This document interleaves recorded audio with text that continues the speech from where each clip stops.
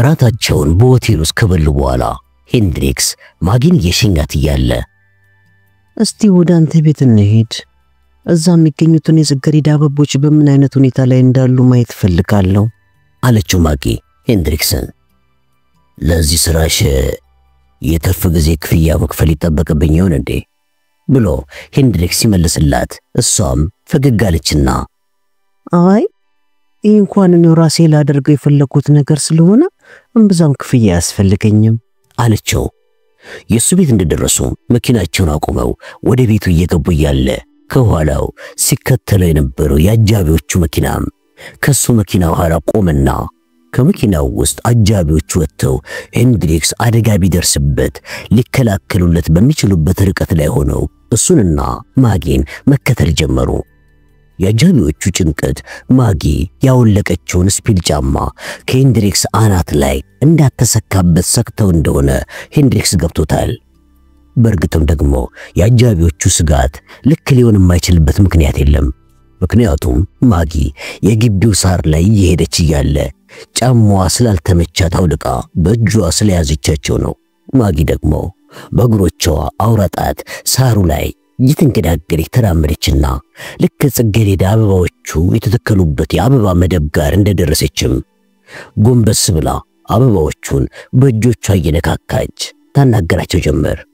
ከዚያም ከአበባዎቹ ጋር ያላትን ስራ ጨርሳ ቀና ብላ ወደ እርሱ እየዞረች ፈገግ በማለት ታላ አበቦቹ ጥሩ ስሜት እየተሰማቸው ስለሆነ በቅርቡ ከዚህ የተሻሉ ጤነኞች ይሆኑልሃል አለችው። ለዚህ አስተያየትሽ እንኳን አንዳችም ጥርጣሬ የለኝም ብሎ ሄንድሪክስ ከመለሰላት በኋላ ክንዷን በክንዱ አቅፎ አብሯት እየተራመደ በሸክላ የተሰራውን የበረንዳውን ደረጃ አብሯት ከወጣ በኋላ የቤቱን የፊት በር ከፈተ።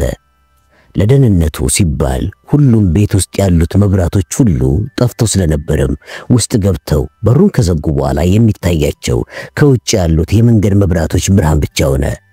ከአንዱ የሄንድሪክስ ጠባቂ የባትሪ መብራት በስተቀር ሌላ ባጠገባቸው ያለና በመስኮቱ የሚገባ ብርሃን የለም። ይህን ሁኔታ ያጤነችው ማጊም መብራቱ ልክ እስር ቤት ያለን ያስመስለዋል አለችው። ምን አልሽኝ አላት ወደ እሷ ዞሮ በሰጠችው አስተያየት እየተገረመ።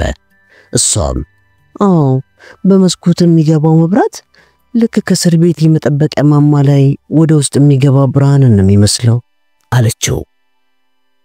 ይህንን የሷን አስተያየት ከሰማ በኋላ ማጊን ፍጥጥ ብሎ እየተመለከታት ስለሰጠችው አስተያየት ማሰላሰል ጀመረ። እንደውነቱ ከሆነ የማጊ አስተያየት ልክ ነው ለማለት ይቻላል። ምክንያቱም ልክ በሱ የስልጣን ደረጃ ላይ ያሉ ፖለቲከኞች ወይም ደግሞ ከሱ በላይ የሚገኙ የሀገሪቱ ፖለቲከኞች ህይወታቸውን እየመሩ የሚገኙት ልክ እስር ቤት ውስጥ እንዳሉ ሰዎች ሆነው ነው።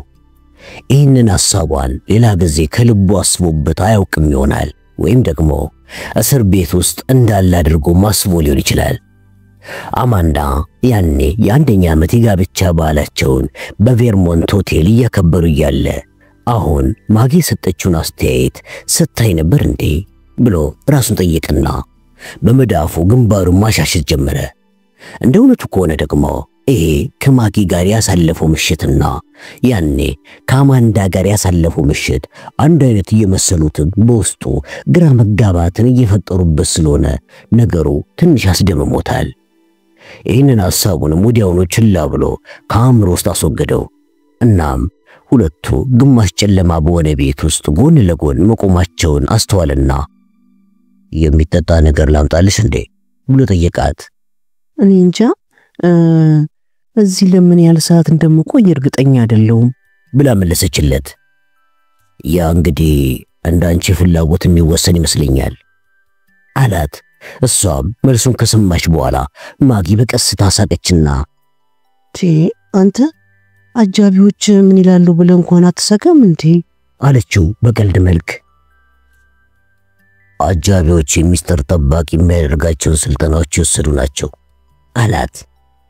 ይህን ስትል እኛ የምናደርገው ወሲብ በካሴት ተቀርቶ ለአሚተኛ ጋዜጠኞች አይደርስም ማለት ይሆን ስትለው ሄንድሪክስም ሆዱ አካባቢ እየተረበሸ እኔ አሁን ስላልሻቸው ጋዜጦች ምንም የማውቀው ነገር የለም አላት።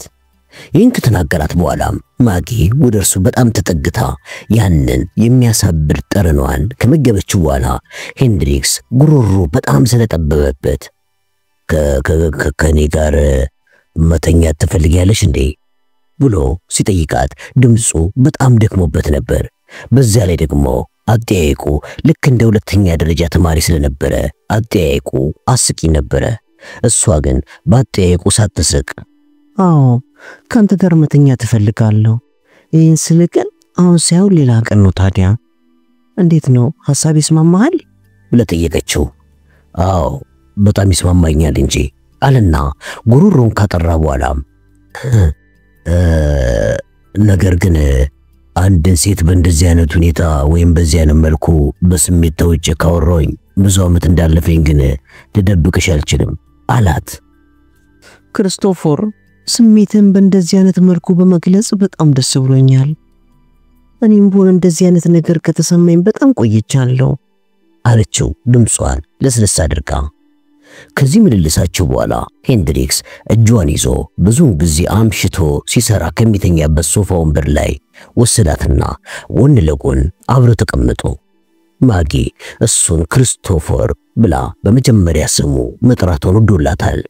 ምክንያቱም እሱ የሚያገኛቸው ሰዎች በሙሉ ፕሬዝዳንቱን ጨምሮ ማለት ይቻላል ሚስተር የመከላከያ ሚኒስትር ብለው ነው የሚጠሩት። በዚህም የተነሳ ይህንን የማዕረግ ስሙን እየጠላው መምጣት ጀምሯል። አብሮ ተቀምጠው ባሉበት ሰዓትም ሄንድሪክስ ከተቀመጠበት ቦታ ተንጠራርቶ ግድግዳው ላይ ያለውን የመብራቱን ማብሪያና ማጥፊያ ተጭኖ መብራቱን ለማብራት እጁን ሲሰድ ማጊ ጣልቃ በመግባት ተው አሁን ቤት ውስጥ ያለው ደብዛዝ ያለው ብርሃን በጣም ደስ ይላል አለችው። ከውጭ በኩል የሚገባው የነበረው የጠባቂዎቹ መብራት አሁን እነሱ ግቢውን እየተዘዋወሩ መመልከት በመጀመራቸው የተነሳ ስለማይታይ ቤቱ ትንሽ ብርሃን ብቻ ነው የሚታይበት። ሶፋው ላይ ቁጭ እንዳሉ ሄንድሪክስ አጎንብሶ ሲመለከት ቅድም አውልቃው የነበረው ጫማን እንዳላደረገች አወቀ። ስለሆነም የማጊ ነገር ቁንጅና በልቡ እያደነቀ በውስጡም ሌላው የሰውነቷ ክፍል ምን ይመስል ይሆን እያለ ራሱን ጠየቀ። እስቲ ስለ ሕይወት ታሪክሽ አጫውቺኝ፣ ማለቴ ስለ ቤተሰቦችሽ ሁኔታ አለና ወሬውን ቁም አድርጎ ግን ያንቺ ሕይወት የግልሽ ብቻ ወይም ሚስጥር ከሆነ ጥያቄን ያለ መመለስ ትችያለሽ አላት። ኧረ ግድ የለም ምንም ካንተ የምደብቀው ሚስጥር የለም አለችውና ጸጉሯን በእጇ ወደ ኋላ ሲዛ ወሬዋን ቀጠለች። ግን ያን ያህል የሚስብ ቤተሰብ ታሪክ የለኝም ለማለት ይቻላል። እናቴ ስዊድናዊ ስትሆን አባቴ ደግሞ አሜሪካዊ ነው። ገና ትንሽ ልጅ ያለው ትዳራቸው በፍቺ ስለፈረሰ እናቴ እኔን ይዛ ወደ አይስላንድ ሄደች። አይስላንድ ውስጥም ለ5 ዓመታት ያክል ከእናቴ ጋር ከቆዩ በኋላ እናቴ ወደ ትውልድ ሀገሯ ስዊድን ይዛኝ ገባች ብላ ስለ ማጊ ፔኖርድ የሕይወት ታሪክ እውነቱን አወራች። ምክንያቱም እሱ እንዲያምናት ለማድረግ ደግሞ የግድ ከውሸት ታሪኳ ላይ ጥቂት እውነት መጨመር ይኖርባታል። ወደ አሜሪካ ተመልሼ የመጣሁት በ21 ዓመቴ ሲሆን እዚህ ልመጣ የቻልኩት ከፍቻቸው በኋላ አባቴን አግኝቼው ስላልነበረ እርሱን ለማግኘት ስለነበረ ብላ ከገመተችው ላይ እውነተኛ የሕይወት ታሪኳን መናገር ጀመረች። እናም አሜሪካ ከመጣሁኝ በኋላ ማንም የማውቀው ሰው ስላልነበረ በቀጥታ ወደ እርሱ ሄድኩኝ። እኔ አባቴን ለማየት በተገኘሁበት ሰዓት ግን እሱ በጣም ከፍተኛ በሆነ የአስም በሽታ ተይዞ ሊሞት የተቃረበበት ሰዓት ላይ ነበር የደረስኩት። አባቴ እኔ ልጁን በማግኘቱ ብቻ ተደስቶ ሞቱን መጠባበቅ ሲገባው የሆነው ግን በተቃራኒው ነበር ብላ ፈዘዘችና ቅሬታን የሚያሳይ ፈገግታ በፊቷ ላይ መታየት በመጀመሩ ሄንድሪክስ እቅፍ አድርጋ አጽናናት የሚል ስሜት ውስጡ ናጠው። ይህም ቢሆን ግን ሊያቅፋት አልደፈረም። ከዚህ ይልቅ ግን የጀመረችውን እንድትጨርስ ዝም ብሎ ቆየ። እሷም ካቆመችበት ቀጥላ ግን ያሰብኩት ሳይሆን ያልጠበቅኩት ነገር ነበር የገጠመኝ። እሱ ጭራሽ ከነመፈጠር ረስቶኝ ነበር። ጭራሽ ከነመፈጠር ረስቶኝ ነበር። ስለሆነም ለኔ የእርሱ ልጅ እንዳልሆንኩኝ ከካደኝ በኋላ እንዲያውም በአሁኑ ሰዓት እዚህ የመጣሽው እኔ ስሞት ንብረቴን ለመውረስ ልጁ ነኝ በሚል የማስመሰያ ጭንብል ተሸፈነች ነው አለኝ።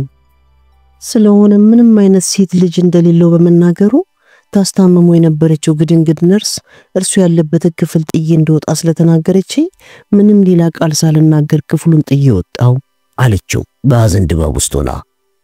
እናስ ከዚያ በኋላ ተመለሰሽ ወደ አባትሽ አልሄድሽም ብሎ ሄንድሪክስ ጠየቃት።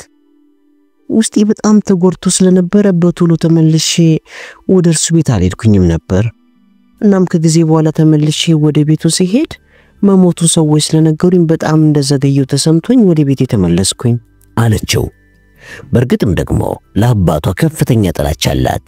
አዎ የሱ የሆነ ሁሉ ነገሩንም አምርራ እንደምትጠላው ታውቃለች።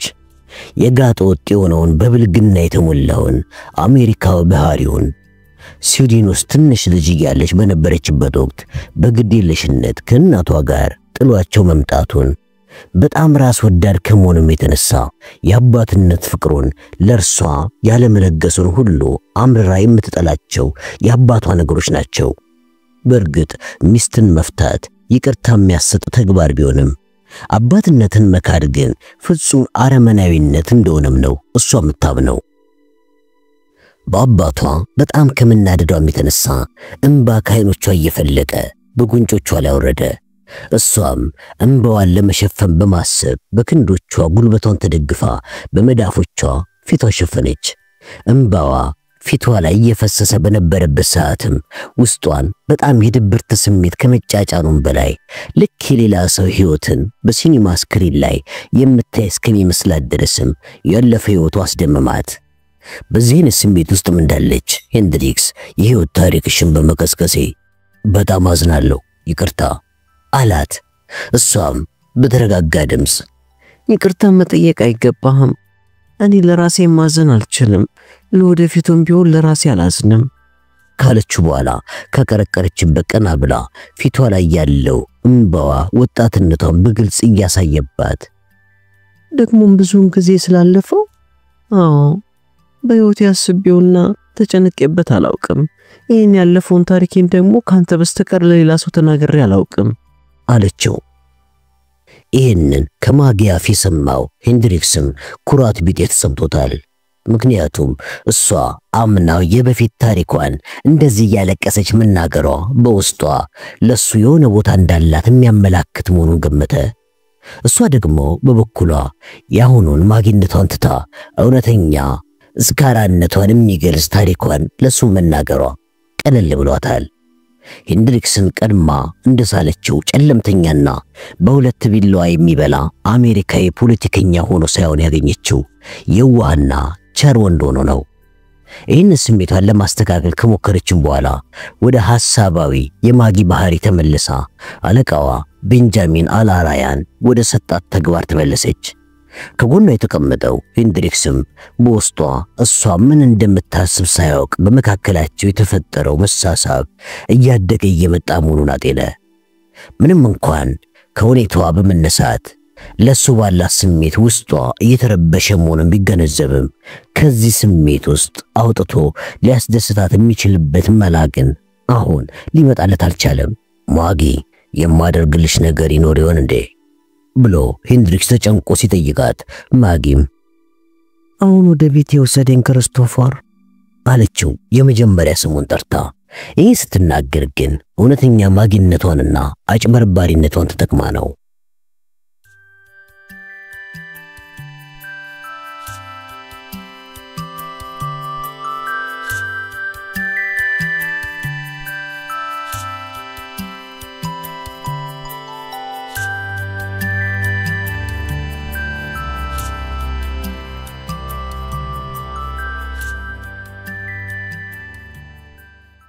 ካብሮቭ መኪናውን አዙሮ አቆመና ከመኪናው ወርዶ ብዙ ሕንፃዎችን እያለፈ ወደፊት በእግረኛው መንገድ ላይ መሄድ ጀመረ።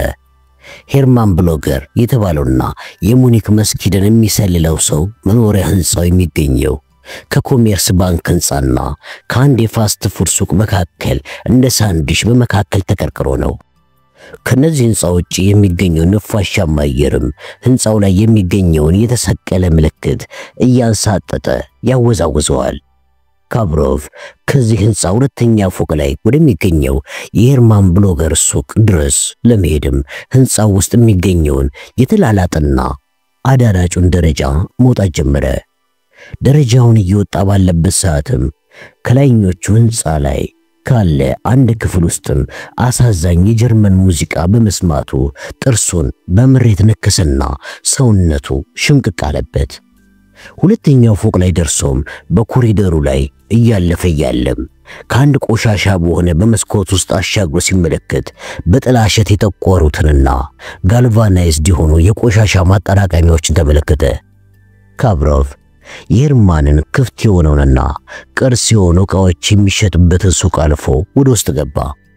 ውስጥ ከገባ በኋላም ቢሆን ከሆነ ቦታ የሚመጣው የጀርመንኛው አሳዛኝ ሙዚቃ ድምፅ ከፍ ብሎ ተሰማው። ከሱቁ 3 ግድግዳዎች ላይ የተደረደሩትን የድሮ የእጅ ሰዓቶችን ቀርቦ እየተመለከተ አይኑን ወደ ታች ሲወረውር ከታች በመስታወት ከተሰራው መደርደሪያ ላይ በወርቅ ማሰሪያ በራሱ በሄርማን ብሎገር የተሰሩ የድሮ ሰዓቶችን ለማየት ቻለ። ለዚህ ያህል ጊዜ ሱቅ ውስጥ ባለቤቱን ሄርማን ብሎገርን ካብሮቭ ማየት ስላልቻለ በጣቱ የመደርደሪያውን መስታወት እየቆረቆረ ምናልባትም ሄርማን ከሱቁ ጀርባ ከሚገኘው ወርክሾፕ ውስጥ እየሰራ ይሆናል ብሎ ስላሰበም ድምጹን ከፍ አድርጎ ተጣራ። እሱ ከተጣራ በኋላም የሚሰማው ሙዚቃ አለቀና ሌላ ስለ ድሮ የጀርመን ሪፐብሊክ የሚያወሳው አሳዛኝ ሙዚቃ መሰማት ጀመረ። ካብሮቭም በሄርማን ብቅ ባለ ማለት ትዕግስት ስላጣ ወደ ውስጥ ወደ ወርክሾፑ የሚያስገባውን በር ከፍቶ ወደ ውስጥ ገባ። ውስጥ በገባበት ሰዓትም ያ ቅድም የህንፃውን ደረጃ ሲወጣ ሸቶት የነበረው የትኩስ ብረት ሽታ በኃይል ሸተተው። ሙዚቃውም ቢሆን በጣም ከፍ ብሎ እየተሰማው ጆሮን ስለረበሸው በቀጥታ ወደ ሬዲዮኑ ሄደና ሬዲዮኑን አጠፋው። ሬዲዮኑ ከጠፋ በኋላ ክፍሉ በፍጹም ጸጥታ ተሞልቶ የቅድሙ የብረትና የጋልቫናይዝድ ማድረጊያው የቀለጠ ብረት ሽታ ብቻ ክፍሉ ሞላው። ሚስተር ብሎገር የት ነው ያለው? ብሎም ካብሮቭ ድምጹን ከፍ አድርጎ ተጣራ። ለጥሪው መልስ በማጣቱም ካብሮቭ ወደፊት በጣም ጠባብ በሆነ ኮሪደር እየተራመደ በጣም በሚያስቅ ሁኔታ የተዘጋውን የመጸዳጃ በሩን በርግዶ ሲከፍተው ውስጥ ደግሞ ያልጠበቀውን ነገር ስለተመለከተ አቤት እንዴት የተረገመ አጋጣሚ ነው ብሎ ጮኸ። ከፊት ለፊት የሚገኘው ሄርማን ብሎገር ጀርባውን ለበሩ ሰጥቶ እንደተንበረከከ እጆቹን ከግራጫማው ወለል ላይ እንዳዘነበለም ጭንቅላቱን ከሽንት ቤቱ መቀመጫ ላይ ከሚገኘው ውሃ ውስጥ በግማሹ አስምጦ ዝርግት ብሏል። ቦሪስ ካብሮቭ ሄርማን መሞት አለመሞቱን ማረጋገጥ አልፈለገም። ምክንያቱም ከበፊቱ የህይወቱ ተሞክሮ አንድን ሰው በአንድ አፍታ ተመልክቶ መሞት አለመሞቱን በደንብ ያውቃል። ስለዚህም በፍጥነት ወደ ኋላ ተመልሶ ከሄርማን ሱቅ እየሮጠ ወጣና ከህንፃው ለመውጣት ወደ ታች ደረጃውን እየተንደረደረ ሲወርድ ከውጭ በኩል የፖሊስ መኪና ድምፅ በመስማቱ ተመልሶ ወደ ሄርማን ሱቅ ለመግባት ደረጃው መውጣት ጀመረ። ልክ በዚህ ሰዓትም ከታች በኩል ይመጡ የነበሩት 3 ፖሊሶች የህንፃውን መግቢያ በር አልፈው ሽጉጣቸውን ደቅነው ወደ ላይ የወጡ መሆናቸውን የተመለከተው ፖሊስ ካብሮቭ ወጥመድ ነበር የተዘጋጀልኝ ብሎ ለራሱ አጉረመረመ። ደረጃውን ወደ ላይ የወጣ ከደረጃው ጎን ያለውን መስኮት ሲመለከት በጣም ትንንሽ ስለሆኑ ለመግባት እንደማይመቹት እርግጠኛ ስለሆነ ሁለት ደረጃዎችን እየዘለለ ወደ ላይ ወጣና ሁለተኛው ፎቅ ላይ ደርሶ የሄርማንን ሱቅ ውስጥ በመግባት በቀጥታ የሄርማን ሬሳ ወደሚገኝበት ሽንት ቤት መስኮት ሄዶ ሊከፍተው ታገለ።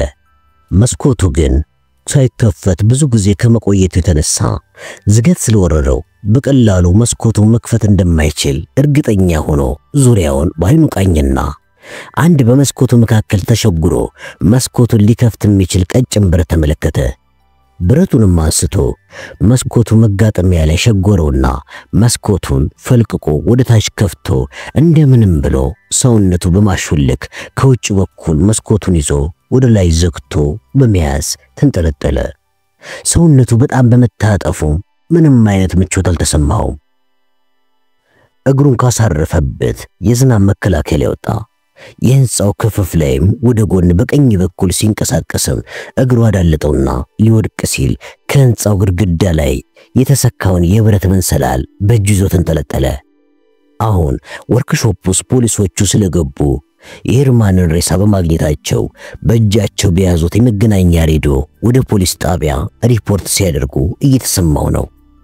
እነሱ ክፍሉ ውስጥ እስካሉ ድረስ መስኮቱን ሊከፍቱ ሲሞክሩ እሱ ያላቀቀው ደረጃ የመስታወቱ መስኮት ወደ ታች አናቱ ላይ ሊወድቅበት እንደሚችል በመገመቱ ሰውነቱ በድንጋጤ ታወከ። ስለሆነም አሁን ተንጠልጥሎ ከሚገኝበት ቦታ ላይ በቶሎ ዞር ማለት ስለሚኖርበት ዙሪያውን በአይኑ ማማተር ጀመረ። ዙሪያውን ያማተርም እያለ ከሱ በግራ በኩል አንድ ወደ ህንጻው ኮርነር የሚያደርስ በጣም ጠባብ የኮሪደር ክፋይን ተመለከተ። ይህንን የኮንክሪቱን ክፋይ ጋር ለመድረስም መንሰላሉን በእጁ አጥብቆ ይዞ እግሩን የህንጻው ግድግዳ ላይ እየቆነጠጠም ለአፍታ ከሄደ በኋላ ከስሩ ምን እንደሚገኝ ለማወቅ ወደ ታች ተመለከተ። አዎ ከስሩ በቅርብ ርቀት ላይም አንድ ሰርጎድ ያለና ሰውነቱን አጣጥፎ ለጥቂት ጊዜ ሊቆይበት የሚችል ቦታን ስለተመለከተም ልቡ በኃይል መምታት ጀመረ። ስለሆነም በእጁ አጥብቆ የያዘውን ግድግዳው ላይ ያለውን የብረት መንሰላል ይዞ እየተንጠላጠለ ወደ ታች መውረዱን ቀጥሎ የግራ እግሩን ወደ ቀጭኑ የኮንክሪት የህንጻው ጠርዝ ላይ አሳርፎ ቀኝ እግሩን ግድግዳው ላይ አሳረፈ። በርግጥ አሁን ካለበት ቦታ ወደ ታች መሬት ላይ መዝለል ያን ያህል ጉዳት እንደማያደርስበት ቢያውቅም እታች ከመሬት ላይ ከርሱ ትክክል ላይ የተቀመጡት የብረት የቆሻሻ ማስቀመጫዎች ላይ ቢዘል ሊያሰሙት በሚችሉት የግጭት ድምጽ ፖሊሶቹ ሊይዙት እንደሚችሉ ስለተገነዘበ መዝለሉን ትቶ ከዚያው ቅድም ካየው ህንጻው ግድግዳ ላይ ከሚገኘው ጎድጓዳ ቦታ ላይ ለመድረስ ትግሉን ቀጠለ። የግራ እግሩ ያረፈበትና የህንጻው ግድግዳ ላይ የሚገኘው የኮንክሪት ክፋይ ላይ ለመውጣት ሰውነቱን ወደ ላይ አንስቶ ሲታገል መንሰላሉ የሱን ክብደት ስላልተቋቋመው ከግድግዳው ላይ መነቃቀል በመጀመሩ እታች ከነዚህ ስለ ብረት ጉጦች ጋር ወርጄ ካሁን እላተማለሁ ብሎ በስጋት ተሞላ። ስለሆነም የሞት ሽሮቱን ትግል አድርጎ እንደምንም አለና ወገቡን ወደ ላይ በኃይል ለጥጦ ልክ ኮንክሪቱ ላይ እንደወጣም የሄርማን ብሎገር የሽንት ቤት መስኮት ከውስጥ በኩል ስለተከፈተ እሱ ቅድም ያላቀቀው መስኮቱ ላይ የሚገኘው መስታወትም ከላይ ከሁለተኛው ፎቅ ላይ ተወርውሮ እታች ከቆሻሻ ማስቀመጫዎቹ ብረት ጋር ተላትሞ ተሰበረ። ቦሪስ ካቭሮቭም ከኮንክሪቱ ላይ በጣም ተጠንቅቆ እየተሳበ ሄደና የግድግዳው ጎርጎድ ያለ ክፍተት ውስጥ ሰውነቱን እንደምንም ብሎ ካጣጠፈ በኋላ ውስጥ ገብቶ ኩርምት ብሎ ሲቀመጥና ከእይታ ሲከለል ከታች በኩል ቆሻሻ ማስቀመጫዎቹ አካባቢ ፖሊሶቹ መሳሪያቸውን ወድረው እየተሯሯጡ ብቅ አሉ።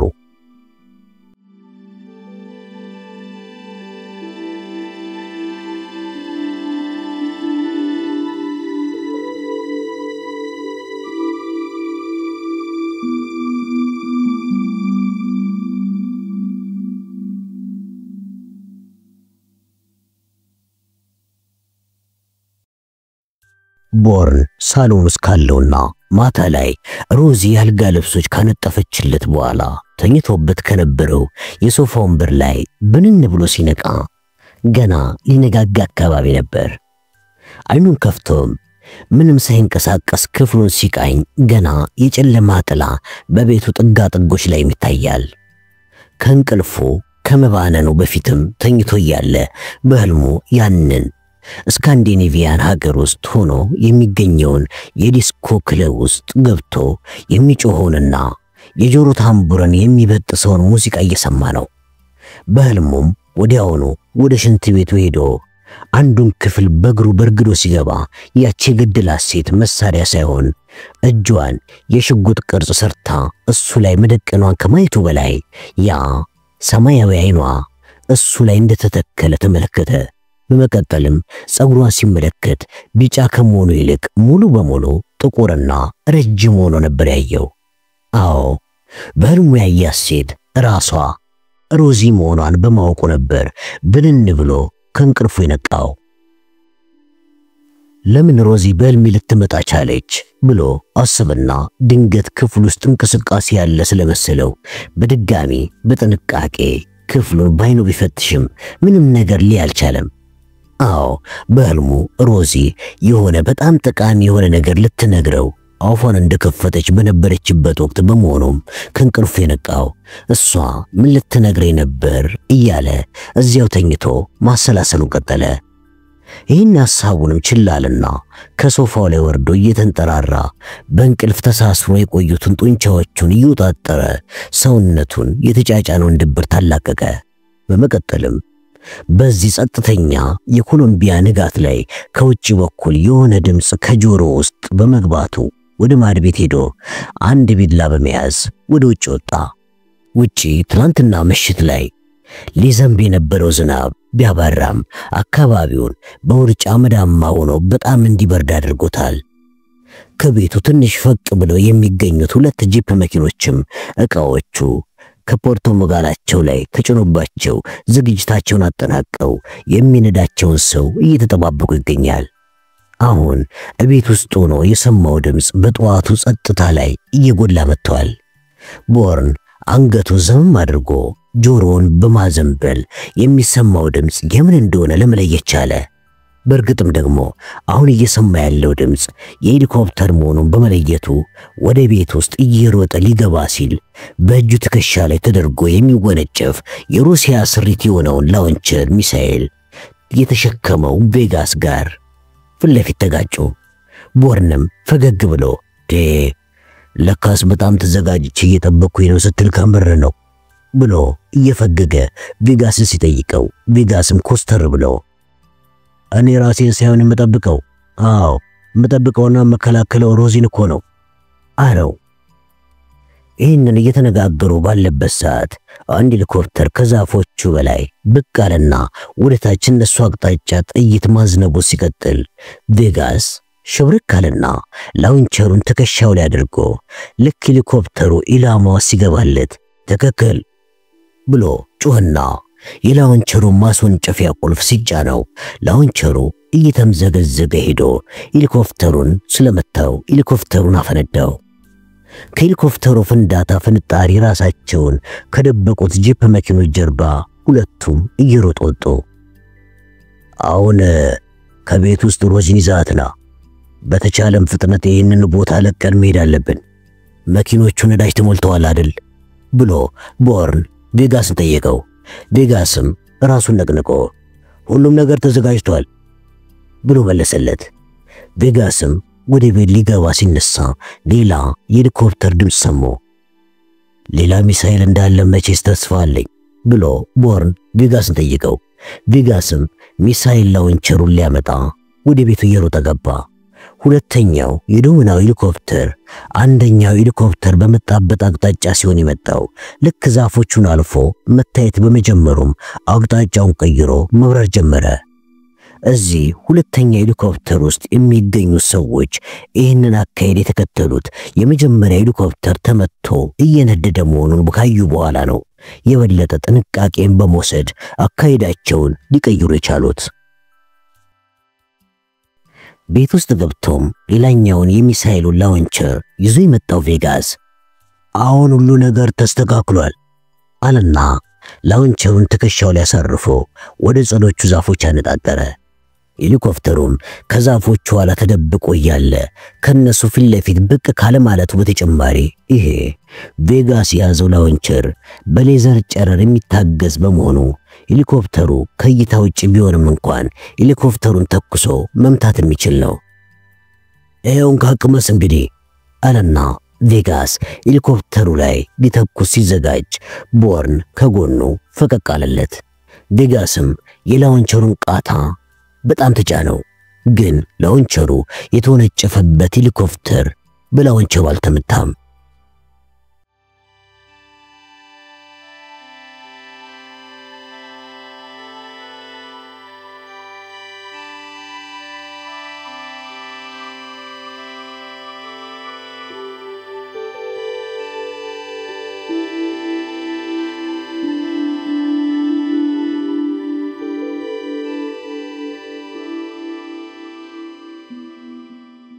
ሶሪያ አሁን ቻልቱምን ወደ ቻርልስ ደጎር አውሮፕላን ማረፊያ አሮንን ይዛ መምጣቷ ስህተት እንደሆነ የቻልቱምን ፊት እንዳየች ተረዳች።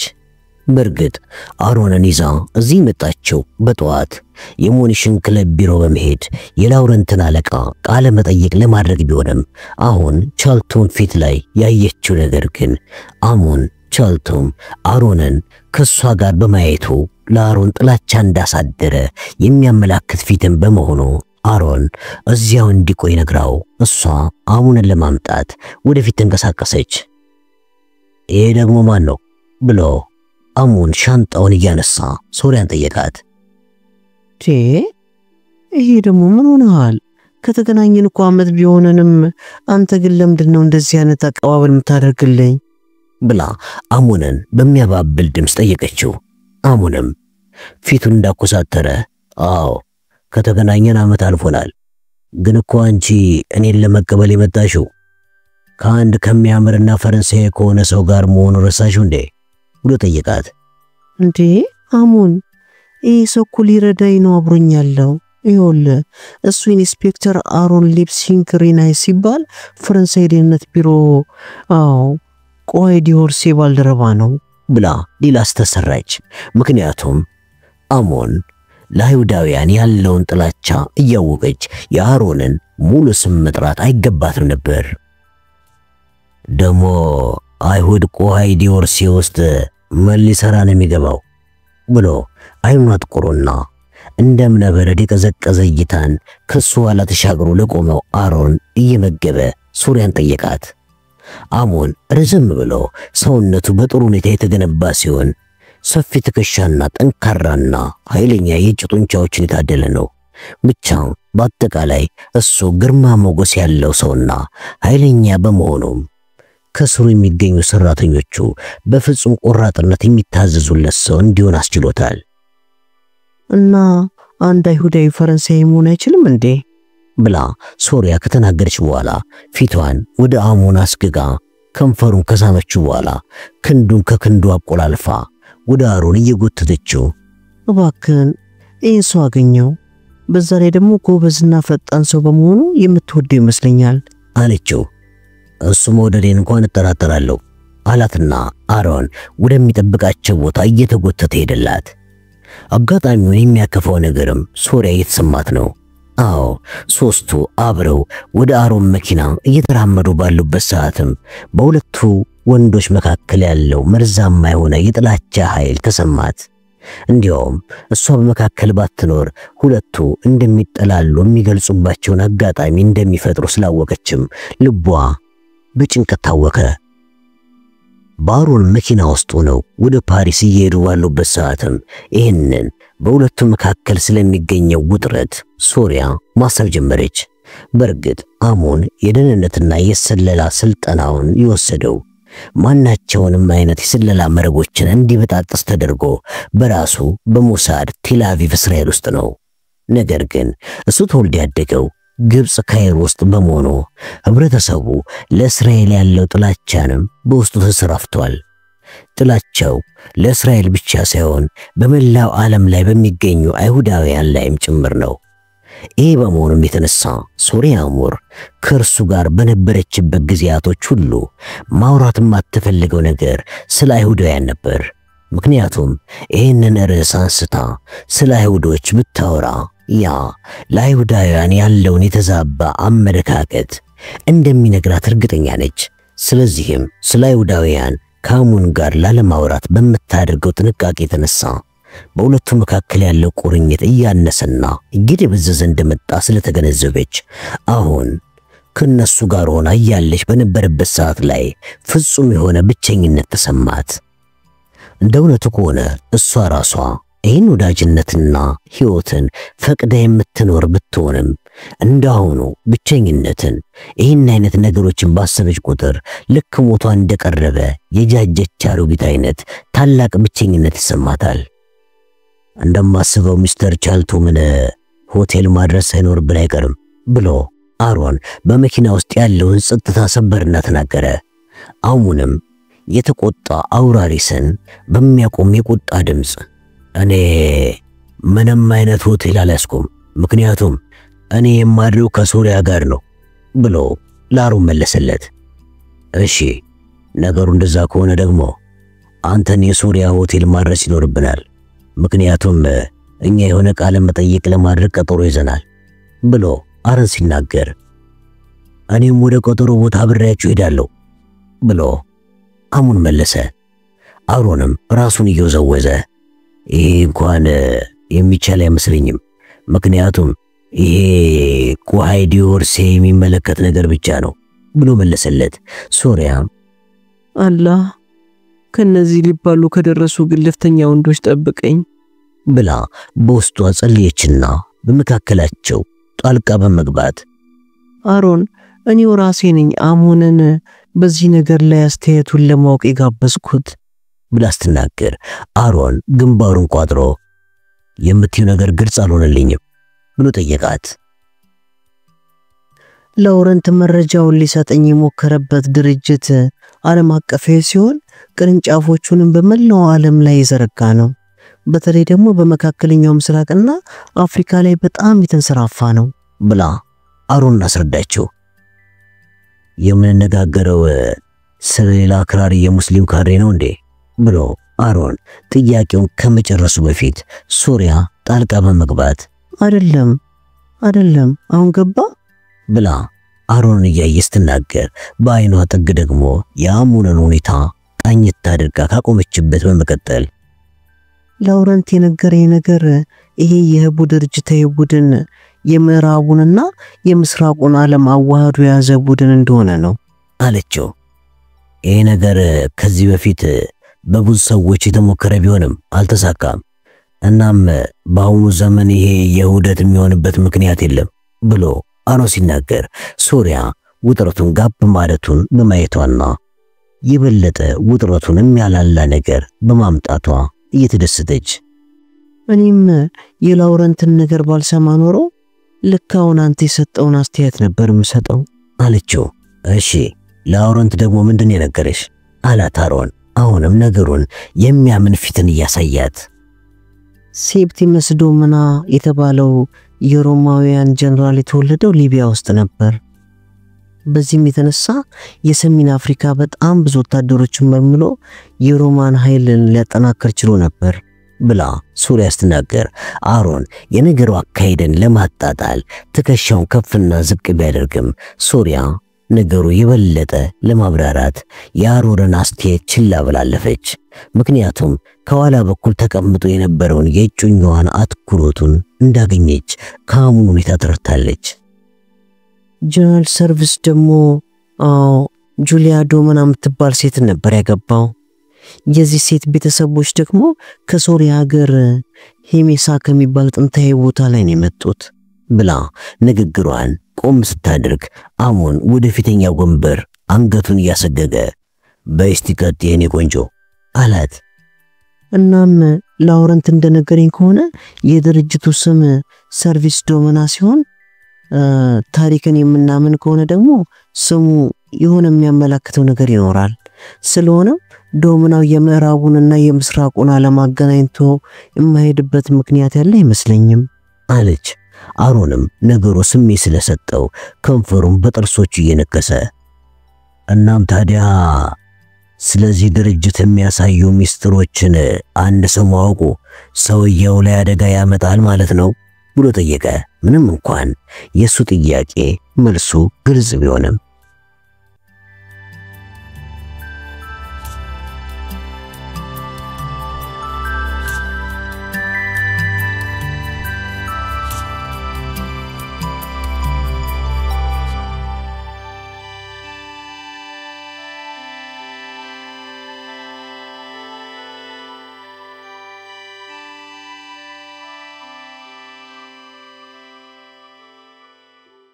በለወንቸሩ ያልተመታው ሁለተኛው የዶመናው ሄሊኮፕተር ከዛፎቹ መሃል ወደ ላይ በቃለና ከጎንና ጎን በተገጠሙለት አውቶማቲክ መሳሪያ ወደ እነሱ አቅጣጫ ጥይት ማዝነቡ ስለጀመረ በዙሪያቸው የሚገኙት አፈር፣ ዛፍና ብረቶችን መብታትን ጀመረ። ምንድነው ነገሩ? ላውንቸሩ እንዴት ሄሊኮፕተሩን አልመታውም? ብሎ ቬጋስ ከመለሰ በኋላ ላውንቸሩን እንደገና ትከሻው ላይ አድርጎ ወደ ሄሊኮፕተሩ ሊያነጣጥር ሲል ቦርን ቬጋስን ጎትቶ ከጂፑ መኪና ጀርባ መሬት ላይ ይዞት ወደቀ። ምክንያቱም ወደ እነሱ የሚተኮሰው ጥይት ኢላማውን ሊመታ መቃረቡን በማየቱ ነው። ከዚያም ላውንቸሩን ከቬጋስ ተቀበለና በል አሁን ሂድና ሮዚን ይዘህ ከዚህ አካባቢ ጥፋ ብሎ ሲናገር ይህ እንኳን የሚሆን አይመስለኝም፣ ከዚህ በሕይወት መውጣት አይቻለንም ብሎ ቬጋስ መለሰ። ቦርንም ከላያቸው ላይ የሚዞራቸውንና አልፎ ሄደውን ሄሊኮፕተር ባይኑ እየቃኘ እኔ ስለማዘናጋቸው አንተ ወደ ቤት ውስጥ መግባትና ሮዚን ይዘህ መውጣት ትችላለህ አለው። ኧረ ተው በጭራሽ አይሆንም፣ የሆነ ከዚህ የተሻለ ነገር ማድረግ ሳይኖርብን አይቀርም፣ ያለበለዚያ ሁላችንም ማምለጥ አንችልም ብሎ ቬጋስ መለሰ። ይሄንን እኔ ልጨነቅበት፣ በላውን ሂድ አምልጥ አለውና የቬጋስን ትከሻ ጨመቅ አደረገው። ከዚያም ቬጋስ ሊያስቀረው ሲሞክር መንጭቆት ላውንቸሩ እንደተሸከመ ከተደበቁበት ጂፕ መኪና ጀርባ ወጥቶ መሸሽ ጀመረ። ይህን የተመለከቱት የሄሊኮፕተሩ አብራሪ ሄሊኮፕተሩን ቦርን ወደሚሮጥበት አቅጣጫ ዞሮ ስለመጣ ከሄሊኮፕተሩ ላይ ጥይት እንደ ጉርድ ይወርድበት ጀመር። ይህንም አጋጣሚ ተጠቅሞ ቬጋስ ወደ ቤቱ አቅራቢያ በቀስታ መሬት ላይ አጎንብሶ ተራመደ። ገና ቤቱ ደጃፍ ላይ ሳይደርስ ሮዚን መንገድ ላይ ያገኛት። ሮዚ አንድ ትንሽ የቆዳ ቦርሳ አድርጋ ለጉዞ ራሷን አዘጋጅታለች። ቬጋስም ክንዷን ቅፍ አደረገና ለጥንቃቄ ያህል ልታጎነብስ አድርጓት ወደ መኪናው እየመራው ወሰዳት። መኪና ውስጥ በሩን ከፍተው እንደገቡም ቬጋስ የመኪናውን ሞተር አስነሳና ማርሹን ከለወጠ በኋላ መሪውን እየጠመዘዘ መኪናውን አንቀሳቀሰ። መኪናው በፍጥነት እየጋለበ የግቢውን መንገድ ላይ መጓዝ ጀመረ እና ወደፊት የግቢውን መንገድ ተከትሎ መሄድ ሲገባው ልክ ከቤቱ ግራ በኩል ከሚገኘው ብዙውን ጊዜ ለአደን ሲወጣ የሚሄድበትን መንገድ ተከትሎ ታጠፈና ወደ ጥቅጥቅ ደኖች ውስጥ ገባ። ቬጋስ የሚነዳው ጂፕ መኪናም ጥቅጥቅ ደን ውስጥ በመግባቱ ከላይ ከሰማይ ካለው ከሄሊኮፕተሩ እይታ እንኳን ተሰውሮ ነበር። ቦርኔት አለ ብላ ሮዝ ጠየቀችው። እሱኛ እንድናመልጥ እየተከላከለልንና እየጠበቀን ይመስለኛል ብሎ ቬጋስ መለሰላት። ግን እኮ እኛ እሱን ብቻውን እንዲሆን ትተነው ልንሄድ አንችልም ብላ ሮዚ ተናገረች። እሷ ይህን ስትናገርም ቬጋስ በዚያ ጠባብ የጭቃ መንገድ ላይ እየነጠረ የሚሄደውን ጂፕ መኪና ለመቆጣጠር መሪውን አጥብቆ ይዞ አይኑን ከመንገዱ ላይ ሳይነቅል መኪናውን እየነዳ ነበር። በጠባቡ መንገድ ላይ የሚገኙት የጽዶቹ ዛፎች ቅርንጫፎችም የመኪናውን አካል እየጠረጉና የመኪናውን በር እየለተሙ ከማስቸገራቸውም በላይ ከፊት ለፊቱ የመኪናው መስታወት ላይ በብዛት በመርገፋቸው ከነሱ የሚራገፈው ስብርባሪ ሙሉን የፊት መስታወቱ ሸፈነው። በዚህም የተነሳ ወደፊት መንገዱን አሻግሮ ለማየት አስቸጋሪ ሆነ። ይሄ ቢሆንም ግን ቬጋስ ይህንን መንገድ ብዙውን ጊዜ የእጅ ባትሪ እንኳን ሳይዝ በጨለማ የሚመላለስበት መንገድ በመሆኑ መኪና መንገዱን ጠብቆ እንዲያሽከረከር ከማድረግ የገታው ነገር የለም። መልስልኝ እንጂ ብላ ሮዚ ስትናገረው ቬጋስ ወደሷ ዞር አለና እሺ እኔ ምን እንዳደርግ ነው የምትፈልጊው? ወደ ኋላ ተመልሼ እሱን እንዳግዘው ነው? መንገዱን ያይሽው አይደል እንዴ ብሎ መለሰላት። እሷም ለሱ መልስ ከመመለስ ይልቅ ፊት ለፊት የሚገኘውን አስቸጋሪ መንገድ ላይ አፈጠጠች። ደግሞም ይህን በማድረጉ ልናምነው ይገባል ብሎ ላፍታ ጸጥ ካለ በኋላ ልክ ዶን ፎርናንዶን እንዳመነው ሁሉ ማለቴ ነው አላት። ውዴ አንተ ሰዎችን ብዙ ጊዜ ታምናቸዋለህ ብላ ሮዚ ስትናገር ቬጋስ በፍቅር አይን እየተመለከታት ሰዎችን ሁሉ እኮ ሳይሆን ጓደኞቻችንን ነው ማመን ያለብን ያልኩሽ አላት። ሆዴ አንተ በጓደኝነት ላይ ጽኑ ስሜት ነው ያለ አለችው። ታዲያስ እኛ ለጓደኞቻችን ምንድነን ብሎ ቬጋስ ተናገረና በማስከተልም ያለበለዚያማ ከሕግም ሆነ ከኃላፊነት ወደ ኋላ የቀረ ሰዎች እንሆናለን። እናስ ያኔ የማይቀረው ነገር ሲመጣና የህይወት ፈተናው አውሎ ነፋስ ሲበረታብን ከልብ የማናምናቸውና እንደ ልባችን የሚሆኑልን ጓደኞች ከሌሉን መውደቂያችን የት ይሆናል ብሎ በስሜት ተሞልቶ ሮዚ ሲጠይቃት ሮዚ ወደሱ ተስባ መጣችና ምጥጥ አድርጋ ከንፈሩን ከሳመች በኋላ ለዚህ ነው እኮ ነፍሴ እስከሚጠፋ ሞድ ብላ መለሰችለት። ይህንን መልሷን ከሰማ በኋላ ብሎ አጉረመረመና በርግጥም ደግሞ በዚህ ሰዓት እሱ መደሰቱን ማንም ሰው አይቶ መናገር ይችላል።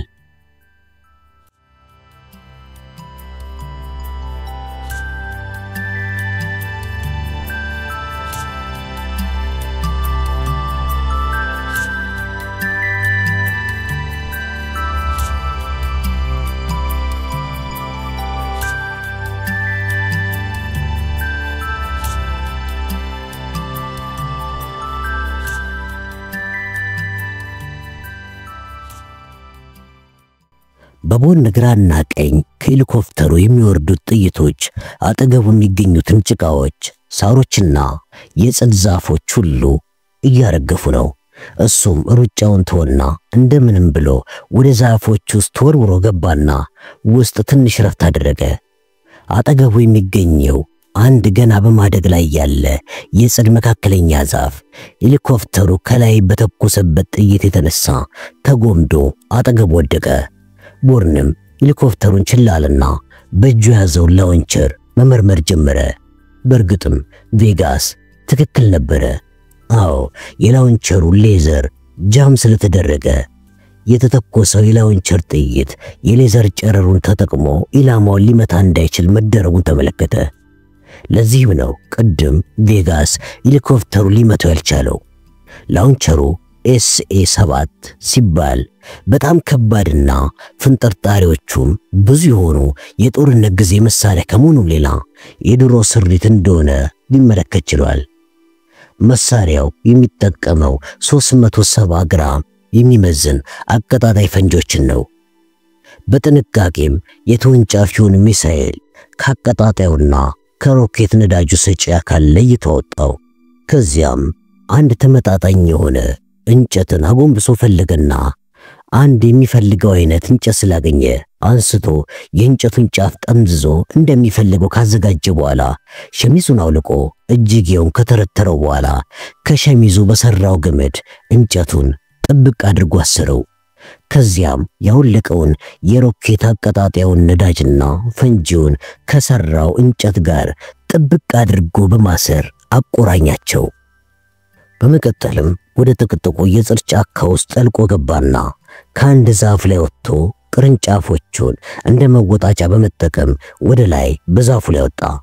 የዛፉ ጫፍ ላይ እንደደረሰ የሄሊኮፕተሩን ድምጽ መስማት በመቻሉ ከላይ በኩል ያለው የሚሽከረከረው ሄሊኮፕተር እሱ ከዛፎች ውስጥ ከሚወጣ ድረስ እየጠበቀው እንደሆነ ገመተ። ሄሊኮፕተሩም አየር ላይ እንደቆመ አንዳንዴ አውቶማቲክ መሳሪያውን ወደ ታች ወደ ጫካው ውስጥ ጥይቱን ማዝነቡን ተያይዞታል። ምክንያቱም ምናልባትም በዚያ ቦታ ላይ ቦርን ይኖራል ብሎ በመገመቱ ነው። ቦርን በዛፍ እየተሸጋገረ ራሱን ለሄሊኮፕተሩ እይታ የሚያጋልጥበትን ነፃና እንዲሁም ደግሞ ሊታይ የሚችልበትን ቦታ መፈለግ ጀመረ። አዎ ያሰበው እንዲሰራ የሚያደርግበትን ቦታ ባይኑ ሲያማትር ቆይቶ ስላገኘ እዚያው ቦታ ላይ ሆኖ ሄሊኮፕተሩ እንዲያየው አደረገ። የሄሊኮፕተሩ ማብራሪ ቦርን ላውንቸሩን እንዳልያዘ በመመልከቱ ቀርቦ ሊገድለው በማሰብ ወደ ቦርን አቅጣጫ በቅርበት እየበረረ መጣ። ቦርንም ተቀጣጣዩን ፈንጂና የሮኬት አቀጣጣዩን ነዳጅ አዘጋጅቶ ሄሊኮፕተሩ በቅርበት እስከሚጠጋው ድረስ ጠበቀ። ሄሊኮፕተሩም በቅርብ ርቀት ላይ ሆኖ ቦርንን ተኩሶ ሊገድለው በማሰብ ወደ ቦርን በጣም ተጠግቶ ተኩሱን ከፈተ። ቦርንም ያዘጋጀውን የእንጨት ባላ ተጠቅሞ ሮኬቱን አስወነጨፈና ከሄሊኮፕተሩ የብረት አካል ጋር ስላጋጨው ብልሽታ ተፈጥሮ የሮኬት ነዳጁን ስላቀጣጠለው ፈንጂው በኃይል ፈንድቶ ሮኬቱን አጋየው። ቦርንም ከፍንዳታው ለመሸሽ በማሰብ ወደ ታች በፍጥነት በዛፉ ላይ ቢወርድም የፈነዳው ሄሊኮፕተር ግን በእሳት እንደተያያዘ ወደ እሱ አቅጣጫ ዛፎቹን በተሽከርካሪው አካል እየጎማመደ ወርዶ ቦርን አጠገብ ሲደርስ ቦርን ከሄሊኮፕተሩ የሚወጣው ከፍተኛ ሙቀትና እሳት አጠገቡ በመድረሱ በጣም ከፍተኛ ሙቀት ተሰማው።